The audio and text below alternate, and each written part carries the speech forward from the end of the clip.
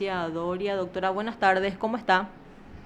Buenas tardes, Perla, ¿cómo está ahí para tu audiencia? Aquí estamos en compañía de Raúl Ramírez y queríamos tener detalles, doctora, de la contestación que también ha realizado la querella en el marco de esta apelación de la defensa de Ramón González Dari y de su hijo. Sí, Perla, bueno, también buenas tardes para Raúl. Bueno, sí, Buenas tardes, doctora. efectivamente, sí, buenas tardes. Efectivamente, ayer nosotros como querella presentamos nuestra contestación con respecto a la apelación formulada por los abogados defensores, ¿verdad?, de los señores Ramón González y del señor Fernando González Carjallo, ¿verdad? Básicamente, para tratar de no ser muy técnico, ¿verdad?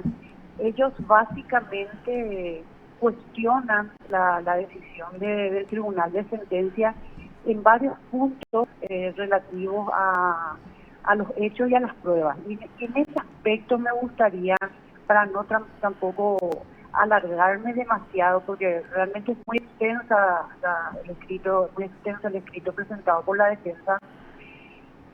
Partamos de una base y de una premisa con respecto a lo que se puede estudiar en cámara, porque eso es una cuestión sumamente trascendental en lo que se va a estudiar en cámara. Uno, que con relación a cómo un tribunal de sentencia termina de construir los hechos y de valorar esas pruebas que se produjeron en el juicio oral público, eso es de única instancia. ¿En qué sentido? Solo el tribunal de sentencia es competente para fijar y determinar los hechos y valorar las pruebas. ¿Por qué hago mención de esto, mi estimada Perla y Raúl? Porque esto es lo que limita en cuanto a lo que puede cuestionar el apelante. El apelante no puede decir.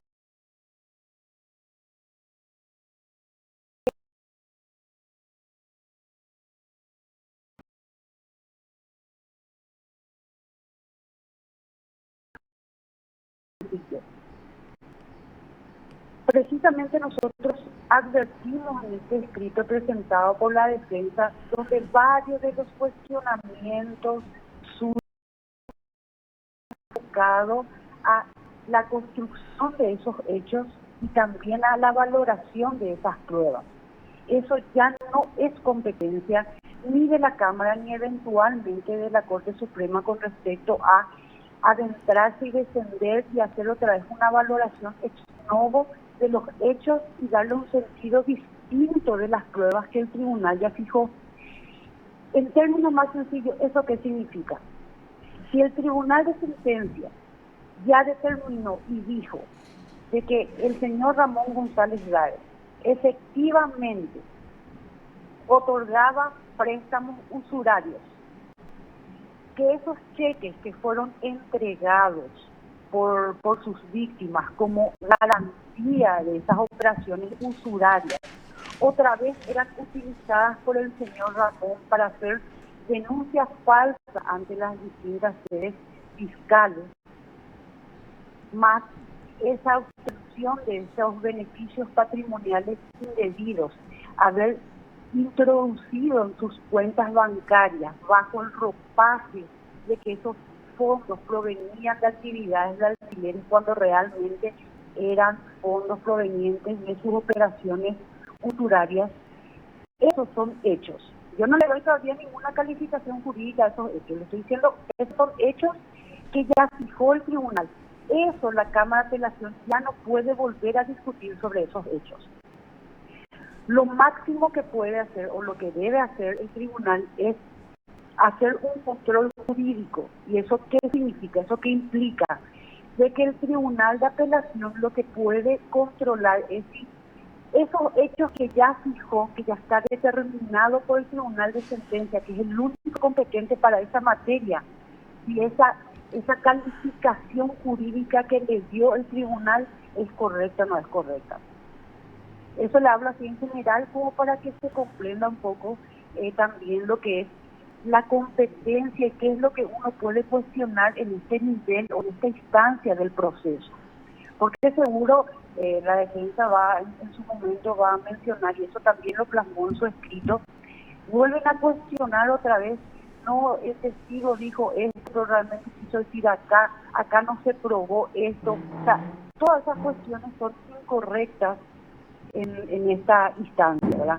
Eso es lo que básicamente como primer punto le señalo, y obviamente es uno de los motivos por los cuales esta querella solicita el rechazo y la confirmación de la decisión de primera instancia. No obstante, ¿verdad? Existen otros cuestionamientos bajo, mejor dicho, bajo paje de supuestas incorrecciones por parte del Tribunal de Sentencia con respecto al principio de congruencia, prescripción, lavado de dinero, que es uno de los tipos penales por el cual calificó la conducta del Tribunal de Sentencia. Yo les digo bajo el ropaje porque realmente lo que terminan cuestionando son situaciones de hecho y de las pruebas que ya no son materia de competencia del tribunal. Eso básicamente, puedo también hacer mención de otros puntos, ¿verdad? Si tengo todavía el tiempo como para, ustedes me dirán, para hacer referencia a estas últimas cuestiones que también, vaya la redundancia, cuestiona la defensa con respecto a la decisión de primera instancia. Claro que sí, doctora, te escuchamos porque veo también un punto de que solicitan no hacer lugar a la audiencia de fundamentación, audiencia pública de fundamentación solicitada también por la defensa. Sí, eso me gustaría. Bueno, Mm, eso es un adicional le digo así, que tiene que ver con esa instancia, pero con respecto al fondo, a lo que cuestiona la defensa, me gustaría sí. hacer mención a eso y pasar después a estas cuestiones, digamos, accesorias solicitadas por la defensa para que se realicen en esta instancia, ¿verdad? Les había mencionado que ellos en varios puntos y de varias maneras cuestionan la supuesta violación del principio de congruencia, y este cuestionamiento, yo les adelanto, ya durante el desarrollo del juicio en varias oportunidades ellos hicieron mención, y en todas esas oportunidades el tribunal, de manera correcta, razonada y conforme a derecho, como se dice, ha respondido y ha rechazado esos planteamientos en su momento. ¿Qué es lo que ellos sostienen? ¿Qué es lo que sostiene la defensa con respecto a la violación del principio de congruencia, básicamente? Antes que nada, les explico a qué se refiere el principio de congruencia. Ellos señalan de que los hechos por los cuales el tribunal le termina atribuyendo a sus defendidos son hechos que no fueron nunca incluidos ni en la acusación, fueron hechos nuevos, que eso no estaba en la acusación y tampoco en el auto de delegación a juicio. Para que haya congruencia, la ley establece de que los hechos por los cuales se le condena a una persona tienen que ser los mismos hechos, ¿verdad?, que están en la acusación y que están en el auto de elevación a juicio. Eso es básicamente el principio de congruencia. Pero, ¿qué sumamos más a este principio? La congruencia se refiere a hechos, no a la valoración jurídica que yo haga sobre esos hechos. ¿Y eso cómo se entiende? Voy a dar un ejemplo sencillo. Nosotros ahora estamos teniendo una conversación contigo, Perla, con Raúl. Esto es un hecho. O sea, yo puedo decir, el día 21 de enero del 2022, Patricia Doria se encontraba en conversación con la señora Perla y Raúl en tal programa. Esos son hechos, ¿sí?, categóricos. Eso es lo que un tribunal fija. Yo, a través de la producción de pruebas, corroboré que efectivamente Patricia Doria tal día, a tal hora, estuvo conversando con fulano en tal situación, en tales condiciones. Eso se llama hechos, eso es fijar hechos. La valoración jurídica de esos hechos es otro momento donde el tribunal dice, estos hechos se corresponden o no a un delito. Justamente en este ejemplo que les acabo de mencionar, es donde es lo que yo le había señalado, de que de esos hechos el tribunal de sentencia ya lo fija de manera definitiva. Lo que yo puedo cuestionar es a nivel de apelación, es decir, no, esa valoración jurídica que hizo el tribunal no es correcta por esto. Realmente no es hecho punible, es esto, ¿verdad? Sí, le escuchamos.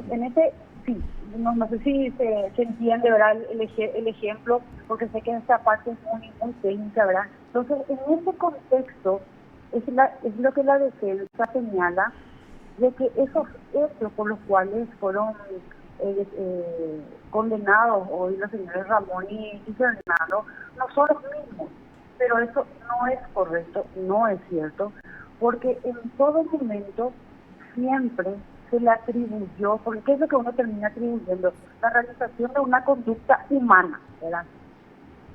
Siempre se le atribuyó al señor Ramón el hacer operaciones usurarias, para los cuales en su momento, tanto la acusación presentada por el Ministerio Público como por esta querella, se le ha mencionado, se ha señalado justamente esos hechos.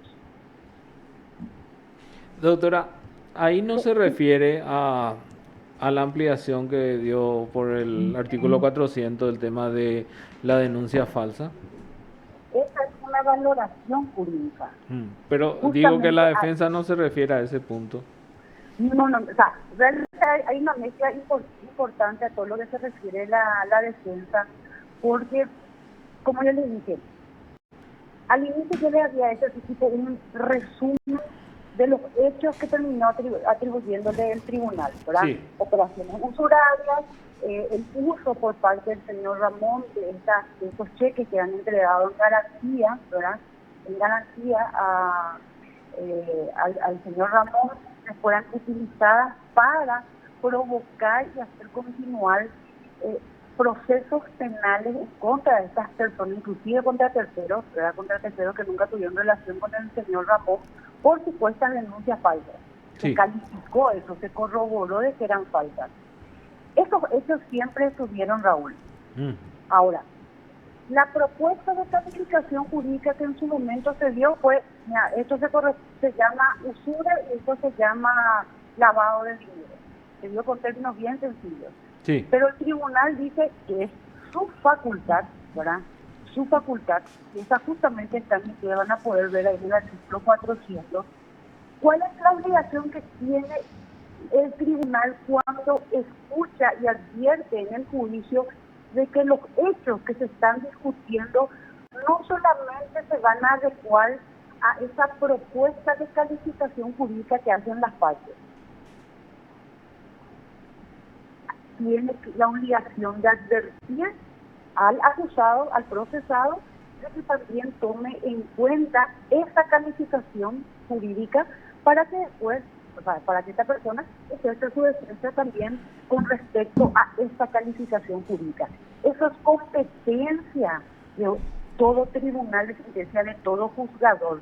Entonces, la valoración jurídica de los hechos fue advertido, y eso consta no solamente en la sentencia, sino que pueden observar también en el acta de juicio, que es el registro de todas las actividades que se realizaron durante el desarrollo del juicio. Vimos eso, que fue doctora.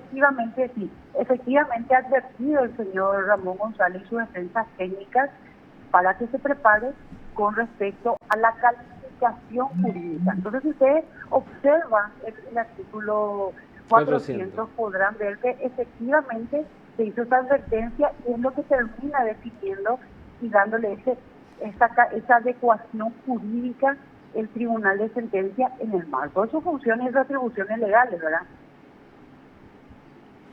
Sí, pero entiendo. siempre esos hechos, Raúl, eso es lo que es importante. Sí, sobre los hechos, no puede variar los hechos, solamente la calificación con respecto a los hechos. Exactamente, eso es competencia del tribunal de sentencia. Es más, la calificación jurídica que se encuentra dentro de la autoelevación es una calificación provisoria. Lo que las partes proponen, llámese el Ministerio Público, que ella, ¿verdad?, o defensa mismo, es una propuesta al tribunal de una valoración jurídica. Pero quien define de manera, vaya la redundancia, definitiva de que la calificación jurídica es esta, es el tribunal de sentencia. Eso es una facultad del juez. Entonces, lo que dice el juez, termina diciendo es, no, esta porción de hechos, ¿verdad? Esta porción de hechos que donde el señor Ramón posteriormente a las operaciones usurarias utilizaba estos cheques entregados en garantía para provocar y para hacer continuar procesos penales, ¿verdad?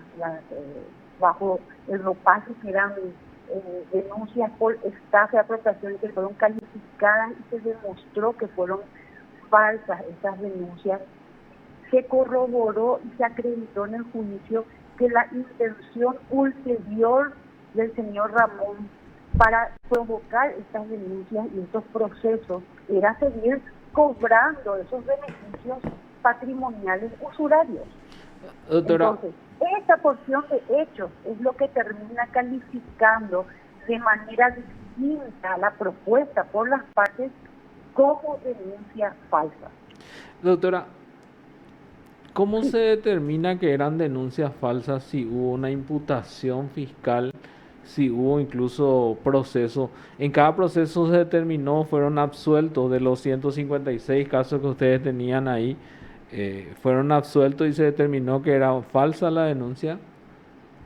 No, uno realmente sabe cómo se prueba. O sea, obviamente la producción de pruebas que se dio en este juicio, ¿verdad? Porque yo creo que tenemos que separar los tiempos, ¿verdad? ¿En qué sentido? Una cosa es la información que tuvo el Ministerio Público cuando se iniciaron esas causas, ¿sí? Y otra cosa es las pruebas que se produjeron a raíz de la investigación de esta causa.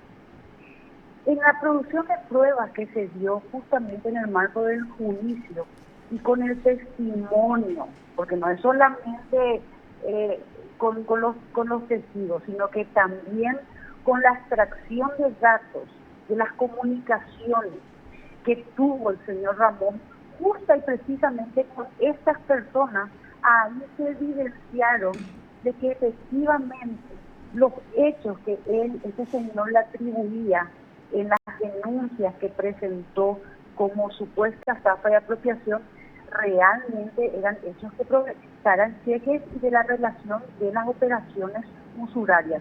Por eso es que se revela en este juicio, porque se produce y se contó con informaciones que antes no se tenían. Entiendo. No es una decisión que el tribunal tomó de manera caprichosa, sino sobre la base de pruebas que se produjeron en el juicio. Justamente por eso, esa es una de las razones por las cuales no es competencia de los tribunales superiores inferiores, Raúl, de que entren otra vez a defender en la producción de pruebas. ¿Y por qué? Porque perdón. Sí, aunque ahora hay dos sentencias en las cuales se metieron incluso los tribunales de apelación en la forma de pensar de los tribunales de sentencia, cuando le dicen que la forma en que ellos construyeron o hicieron la valoración de la prueba estaba mal. Aunque hay incluso ese tipo de resoluciones. Sí, hay decisiones aisladas, ¿verdad? Donde de repente descienden otra vez ¿cómo te iba a decir?, a las cuestiones de hecho de pruebas. Sí. Para ser objetivo, Raúl, lo que yo puedo controlar jurídicamente es el razonamiento lógico en mis argumentos, ¿sí? Eso sí, el control de logicidad en el razonamiento judicial, eso sí puede hacer la Cámara, ¿verdad? Y esa circunstancia es lo que muchas veces se utiliza o mal utiliza, ¿verdad?, para realmente en el trasfondo cuestionar hechos. ¿A qué es lo que yo me refiero con esto, verdad? Por los términos. Uno, el testigo dijo esto, pero realmente quiso decir, como justamente la defensa en una parte bastante puntual, dice, no, el testigo cuando dijo interés sobre interés, quiso decir, o sea, eso es materia del tribunal de sentencia. No puede en esta instancia ahora, y basado en qué, él pretender darle un matiz diferente y decir, basado en qué también decir, no, el testigo quiso decir esto y no era esto realmente. Eso es lo que no se puede cuestionar en esta instancia. Ahora, ¿qué es lo que, de lo que me acabas de mencionar? ¿Qué es lo que sí puede hacer el tribunal? Que ese razonamiento, cuando el tribunal dice, yo creo en el testigo porque considero esto y estos puntos, esos fundamentos sean lógicos. ¿Qué quiere decir? Que no atienden la lógica ni el sentido común. Si yo, por ejemplo, digo, creo en este testigo que me dijo que el avión, ya es un absurdo, ya es un ejemplo bien absurdo, porque el avión cayó de arriba para abajo, tampoco. La lógica, el sentido común dice que jamás por la gravedad y la regla de la física un avión puede ir de abajo para arriba, ¿verdad? Te doy nomás ese ejemplo absurdo de manera a poder demostrar qué es lo que sí puede controlar una cámara. Cuando ve que el razonamiento judicial no sea lógico ni coherente, cosa que no sucede en el caso, ¿verdad?, definido por el Tribunal de Sentencia, donde todos los argumentos utilizados por el tribunal para construir los hechos y para brindar un matiz y un valor a todas las pruebas que se produjeron en el juicio son construidos de manera razonable, carecen totalmente de ningún error de logicidad en esa construcción. Yo sé que son términos de repente muy técnicos, pero básicamente es así, ¿verdad? Pero lo que hoy la defensa quiere, como te digo, bajo el ropaje de que existen estos supuestos errores, lo que realmente de manera ulterior su intención es de que tratar de provocar y confundir al tribunal para que tienda a valorar otra vez esas pruebas que ya no lo puede hacer. Entiendo. Y finalmente, doctora, con respecto a la prescripción de lavado de dinero que dijo que la defensa también solicitó. Sí, ellos cuestionan, por supuesto, la prescripción de, especialmente los casos de denuncia, o sea, de los hechos para que sustentan la denuncia falsa y de la usura, ¿verdad?, de la mayoría de los casos, ¿verdad?, a excepción de mi cliente, el arquitecto Julio Adolfo Mendoza Yampey, ¿verdad? ¿Basado en qué? Basado en que ellos hacen un cálculo simplista del tiempo, ¿verdad? Y en ese contexto sí les voy a mencionar un aspecto técnico y bastante técnico del Tribunal de Sentencia de cómo construye para determinar la prescripción. O sea, les había mencionado que los hechos que termina acreditando y fijando el tribunal es de que este señor en ese periodo, ¿verdad?, realizaba operaciones usurarias y después esos cheques entregados en garantía se iba y presentaba bajo, falsamente como supuesta estafa de apropiación. Recuerdan que les había mencionado eso. Sí.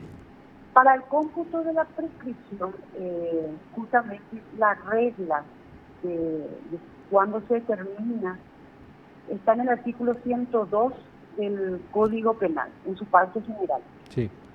En el inciso segundo, ustedes van a poder advertir que claramente dice el plazo para la prescripción correrá desde el momento en que termine la conducta punible, dice. No dice consumación, porque eso es lo que ellos, la defensa trata de sostener para el cómputo de la prescripción, de contar ese plazo a partir de la consumación formal del hecho punible. Pero la ley no dice eso, no dice a partir de la consumación formal o de la consumación del hecho punible, de la terminación de la conducta, dice. ¿Eso cómo se entiende? Y les voy a explicar esto justamente con la forma en que acreditó los hechos y terminó valorando jurídicamente el tribunal.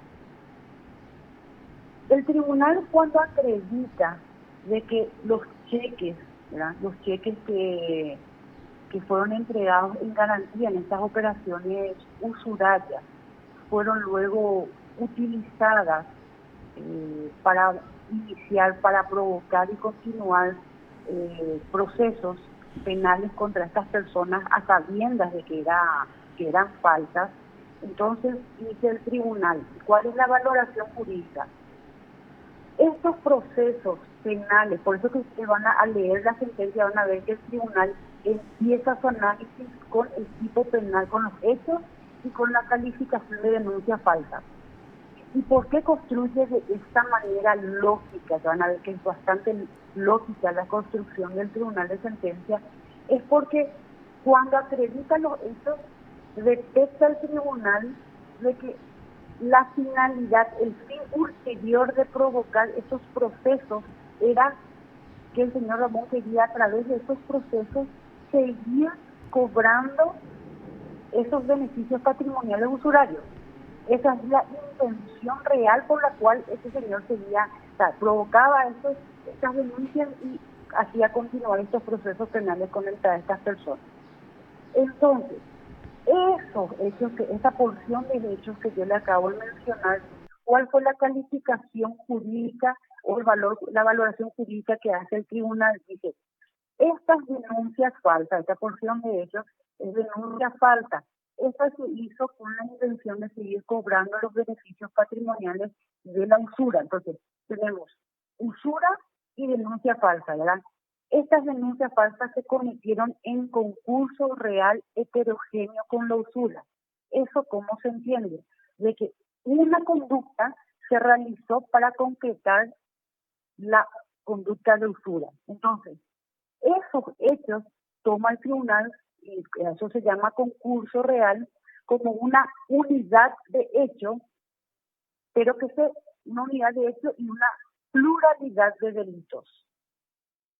Pues, ¿no? Esa es la calificación jurídica y técnica que da el tribunal a esos hechos. Entonces dice, si la denuncia falsa se hizo con esa intención, entonces la terminación de la conducta se da con la denuncia falsa. Entonces, a partir de los actos realizados por el señor Ramón en el marco de esos procesos de denuncia falsa, a partir de ahí computa el tribunal de sentencia correctamente el inicio del plazo para la prescripción. Por eso es que van a advertir en la sentencia cómo el tribunal hace mención de cada causa penal en el marco de las denuncias falsas y va citando las actuaciones que se fueron realizando a los efectos de ¿qué? De determinar el plazo de prescripción sobre la base de esa construcción jurídica que hizo el tribunal de calificar esos hechos como un concurso real heterogéneo.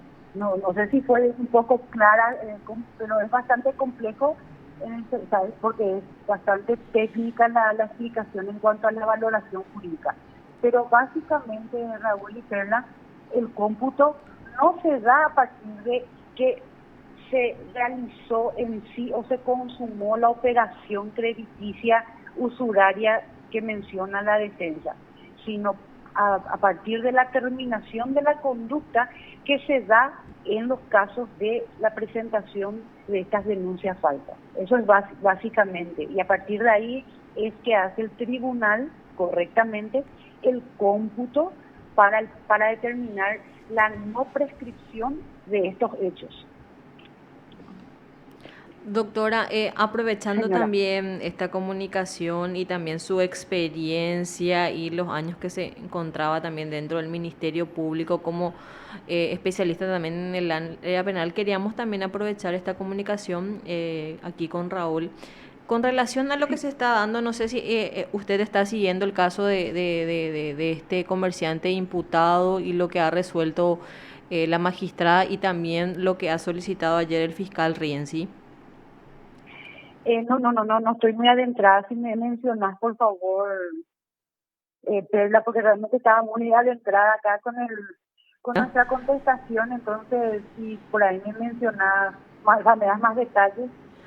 Sí, en este caso, doctora, él fue imputado inicialmente por homicidio doloso, teniendo en cuenta que la persona que le robó Sí, posteriormente, él le persigue, intentando, en este caso, nuevamente obtener sus pertenencias robadas. Y en ese forcejeo, el delincuente recibe una estocada y posteriormente muere. A raíz de ello, él fue imputado por homicidio doloso.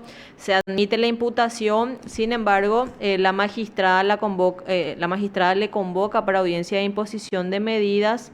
La fiscalía pide prisión preventiva, se le exime de medidas y la magistrada resuelve devolver nuevamente la imputación al Ministerio Público, lo cual ayer el fiscal Itálico Rienzi solicita rectificar, en este caso, la imputación, y esta persona queda sin proceso. Eh, entiendo. una precisión nomás. Sí, sí, Ella no sí, admitió la imputación, lo que hizo fue devolver la imputación basada en el 302 y en el 314 y le sí. exime de medidas al señor. Sí, la consulta concreta sería, o sea, si las actuaciones realizadas Por el Ministerio Público, en este caso el doctor sí, Itálico Rienzi. Él ya, pide, dice rectificar, pero dice que después va a presentar algo. No, no presenta nada. Prácticamente retira su imputación. ya. Bueno, partamos, o sea, y voy a emitir una opinión jurídica con respecto a la situación que me mencionaron, no tan particularmente porque desconozco todo el escenario, ¿verdad? Se dio un suceso, se dio un suceso, ¿verdad? Donde en principio tenemos de que esta persona, la víctima del robo, ¿verdad? Que hicieron robo, eh, se dio una situación donde después se defiende, bueno, se produce el resultado, muerte, ¿verdad? Me imagino que una de las discusiones que ha de surgir a partir de esa situación fática es o tenemos un caso de homicidio doloso o también tenemos un caso de legítima defensa, ¿verdad? Sí, En ese contexto partamos de algo, ¿verdad? Hay que partir siempre de esto para todos los casos. Uno, si la conducta que yo realizo se corresponde a una conducta hipotética que está en el tipo penal, en la ley penal. El causar la muerte a alguien, eso está descrito en alguna ley penal y sí está descrito, ¿verdad? Tenemos la descripción tanto de causar la muerte de manera dolosa como también de manera imprudente. Eso es relevante penalmente. Esa parte de la conducta se analiza en lo que ustedes habrán escuchado en varias oportunidades, en el primer presupuesto de la punibilidad que se llama tipicidad. Entonces yo puedo, en una circunstancia como esta, decir, bueno, dependiendo del caso, si fue accidental o no fue, puedo sostener de que hay ¿cómo te decir? Se causó la muerte de alguien, ya sea dolosa o de manera imprudente, típicamente hablando. Por supuesto, para las conductas imprudentes no se aplica ¿cómo te decir? Las causas de justificación, ¿verdad? En el caso, por ejemplo, que me habían mencionado, para poder determinar si esta persona, ¿verdad?, aparte de que su conducta es típica, porque eso es indiscutible, es antijurídica. Es decir, mi conducta va en contra de alguna norma del ordenamiento jurídico, es contraria al derecho. Entonces yo tengo que sostener que esta persona lo hizo sin ninguna justificación. Pero en este caso se plantea la posibilidad también de que esta persona realizó esa conducta, pero bajo una justificación, que es la legítima defensa. Estas son cuestiones que para que yo le pueda dar ese valor jurídico, yo tengo que indagar y conocer realmente cómo se produjeron los hechos. Personalmente, si a mí me consultan, ¿verdad?, ¿Qué haría? Primero trataría de indagar y corroborar cómo ocurrieron los hechos. Porque yo no puedo determinar inicialmente, si no tengo toda la información, si esta persona, no puedo afirmar de buenas a primeras, no, él se cometió homicidio doloso sin ninguna causa de justificación, y tampoco a la inversa, tampoco puedo decir, no, él cometió este hecho, causó la muerte, pero justificado por estas razones.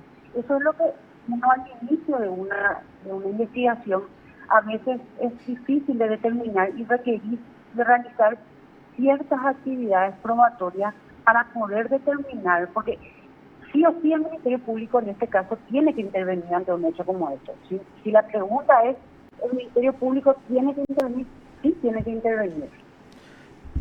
Doctora, esto es categórico. Sí. La pregunta es, si al devolverse la imputación hay o no proceso, y si es que no hay proceso, ¿le puede eximir de medida siendo que la exhibición se da dentro de un proceso o no?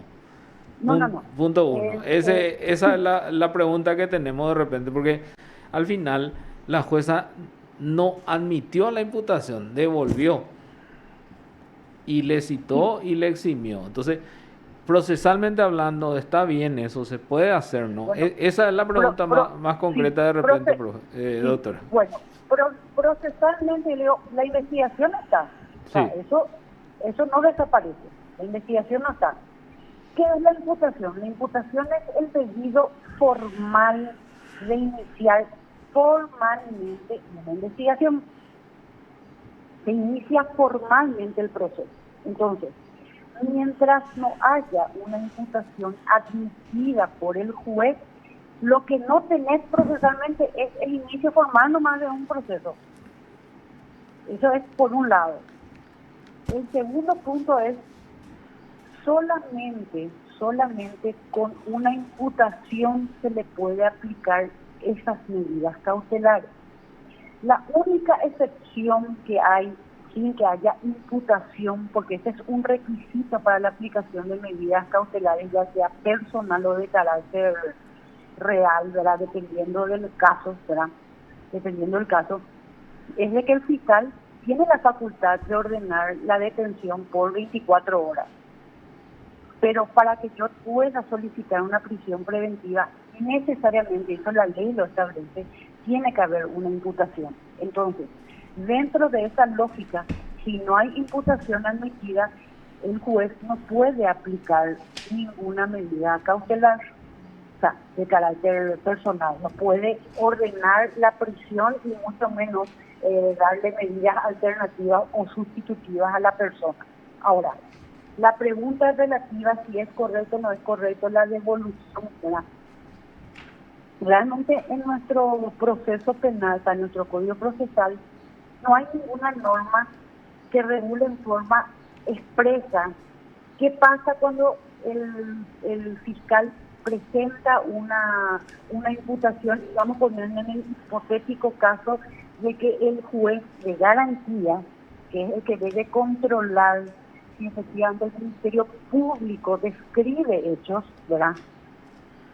Y se respeten las normas y garantías procesales, y observa y advierte el juez de garantía, no, esto no es correcto, o esto no es claro, o no es suficiente, acá no hay hecho, acá yo no veo, le estoy dando un ejemplo, ¿verdad? Sí. ¿Qué hace el juez para corregir eso? Si no tenemos una norma procesal que diga que tiene que hacer el juez. Y ante esa falta de una norma es donde se generan todo tipo de comentarios y dicen, no, el juez no puede rechazar porque ahí se deberá, sí o sí tiene que admitir. Y otros dicen, no, justamente el juez de garantía, que esa es su función, pues no tiene sentido que exista un juez de garantía si va a ser un pasapapeles, ¿verdad? Entonces, ¿qué es lo que tiene que hacer el juez en puridad, más allá de que la ley me diga cómo yo tengo que hacer? Es controlar si se cumplen con los requisitos del 302, porque eso es lo que tiene que hacer, lo primero que tiene que hacer el juez. Hay descripción de hechos, Una Y eso cuestión, es, doctora, disculpame que te sí, interrumpa ahí, ¿verdad? La devolución pues habla, dice, basado en los artículos 302, pero también dice el 314. Y se puede poner el 314 si hay una no, imputación. bueno, el 314 pues es un trámite de oposición, Sí, ¿verdad? Ahí sería una situación medio sui generis, ¿verdad? sí, Lo cual exactamente. tampoco podemos decir y sostener eso es incorrecto, porque realmente el 314 es un trámite de oposición que tienen los magistrados ante los, los requerimientos que plantea el Ministerio Público. Y la Y no es imputación también es un incorrecto eso. requerimiento, doctora. Es También, un ¿verdad? requerimiento. Claro, porque vos requerís, ahí el Ministerio Público requiere iniciar formalmente un proceso. Puede ser discutible y seguro van a haber otros profesionales que van a discutir eso, ¿verdad? Sí, porque Pero hay. lo que sí, claro, sí me imagino, ¿verdad? Pero ¿qué es lo que nosotros tenemos, yo personalmente, eso lo digo muy personalmente, es discutir lo sustancial y no la forma? ¿Lo sustancial qué es? Yo, más allá de llamarle requerimiento, imputación, ¿qué es lo que yo hago sustancialmente como Ministerio Público? Pedirle al juez. Atribuirle unos hechos, ¿verdad? Unos hechos que digo, estos hechos se corresponden a la descripción de esa conducta hipotética que están en la ley penal. Eso es lo que básicamente digo. Entonces, te pido, señor juez, iniciar una investigación formal. Doctora, Entonces, sí, y eso se llama 302, ¿verdad? Ahí está eso en el 302. El juez tiene que ver si se cumplen, o sea, si el fiscal su requerimiento lo hace conforme a los requisitos sustanciales que te pide el 302. Si supongamos el juez de garantías advierte de que no se cumplen, entonces tiene que haber una manera, un canal, llamarle trámite de oposición del 314, llamarle como quieras, pero tiene que haber un canal de solución, porque si no, pues no va a ser efectiva la garantía de las personas, todos los ciudadanos, de que el juez no tenga la posibilidad de hacer un cuestionamiento, y con eso no estamos diciendo que se cierra nada, porque nos está, con esta situación que se dio ahora, no es que se deja de investigar y ya no se puede investigar, no, lo que no hay todavía formalmente es un pedido de investigación, básicamente. pero Sí. en puridad retiró la imputación, porque ya había presentado la imputación ante el juez, cuando después le devuelve la jueza, vamos a decir, y el fiscal después presenta un escrito diciendo rectificar el acta de imputación, pero dice que va a investigar más y después va a pedir lo que corresponda. O sea, Uh-huh. al final retiró ese su pedido. Y sí, por eso te digo, Raúl, nosotros ahora nos estamos centrando en la manera en que se generó un control constitucional de ese acto, ¿sí? Entiendo yo que la jueza, porque eso sí es importante y eso sí tiene que tener, o sea, si el juez, y vamos a retroceder otra vez en esa parte para poder hacer, digamos, algún tipo de valoración de lo que termina siendo el Ministerio Público, ¿verdad? El juez dice, le remite conforme al 302 y 314. El 314 es un trámite, o sea, Sí. no hay mucho que profundizar. Lo oportuno y lo correcto será que si yo como juez, ejerciendo mi función jurisdiccional, ¿verdad?, de juez de garantías, considero que no se cumplieron esos requisitos, yo tengo que decir en forma concreta, o sea, no tengo que decir, te envío por el 302, pero perfecto, pero ¿qué es lo que está mal? ¿Qué es lo que falta? ¿Sí? Eso es lo que sí sería, es importante, que si el juez le da ese trámite, eh, creando esa forma de control constitucional del 302, pero tiene que señalar el juez qué es lo que no está correcto del 302. No describiste bien los hechos, no está descrito bien, no está bien individualizado el imputado, o sea, vos tenés que saber concretamente qué, ¿verdad? De manera que el Ministerio Público, ¿qué es lo que hace el Ministerio Público? Yo creo que habrá entendido qué es lo que los objetores jueces, no sé, realmente desconozco, porque ¿qué es lo que termina haciendo el fiscal? Aceptando esa oposición del juez y le dice, no, realmente lo que voy a hacer es voy a seguir nomás investigando, pero todavía no voy a pedir formalmente la apertura de una investigación. Eso es lo que se entiende de lo que terminó haciendo el fiscal, ¿verdad? Yo estoy apreciando sobre la base de eso que me mencionaste, ¿verdad? Sí. Doctora, Pero sí, sí. señora. No, No, decirle que realmente yo sé, pero es muy interesante y sí sería muy interesante que en algún momento se pueda definir cómo se tiene que hacer ese sí. control con respecto al 302, de manera que justamente no se suscite ese tipo de discusiones de, es correcto lo que dice el juez, está bien lo que hizo el fiscal, ¿verdad? Entonces ahí se genera toda una polémica, ¿verdad? Y cada uno emitiendo estamos emitiendo nuestra opinión jurídica con respecto a ese actuar, ¿verdad?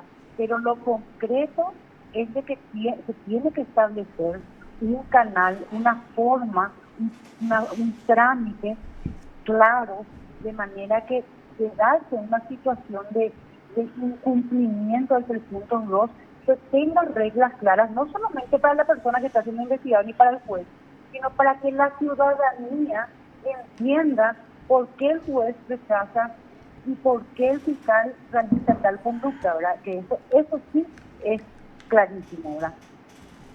Ya. Muchísimas gracias, doctora, por estas explicaciones. Muy amable de su parte. No, por favor, Raúl, yo les agradezco a ambos por este espacio y bueno, para cerrar, ¿verdad?